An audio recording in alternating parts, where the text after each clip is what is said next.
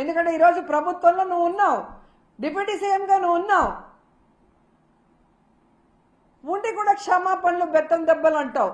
మొన్న ఈ మధ్య కడపకు వచ్చినప్పుడేమో ఎవడు తప్పు చేసినా నేను ఒప్పుకోను, తాట తీస్తా, తోలు తీస్తా, అంతు చూస్తా అని మాట్లాడావు.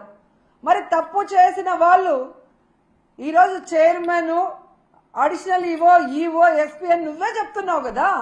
మరి ఎందుకు వాళ్ళ తోలు తీయట్లేదు, వాళ్ళ అంతు చూడట్లేదు, వాళ్ళ తాట తీయట్లేదు? మళ్ళీ పెద్ద పెద్ద డైలాగులు చెప్తున్నారు. నిన్న మీటింగ్లో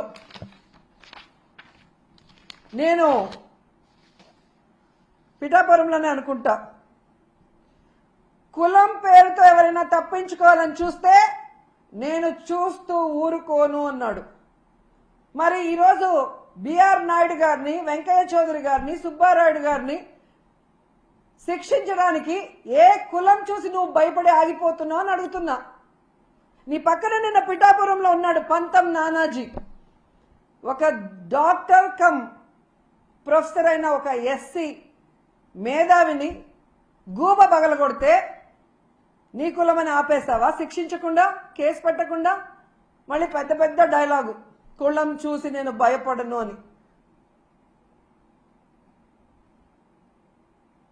ఆ రోజేమో జరగని తప్పుని జరిగినట్టుగా లడ్డూలో కల్తీ జరిగిందని కాషాయ వస్త్రాలు వేసుకుని తిరుపతిలో నానా హడావిడి చేశారు. ఈ రోజేమో తప్పించుకొని తిరుగుతూ క్షమాపణ చెప్తే చాలంటారు. మీ ద్వంద్వ వైఖరి చూస్తున్నారు.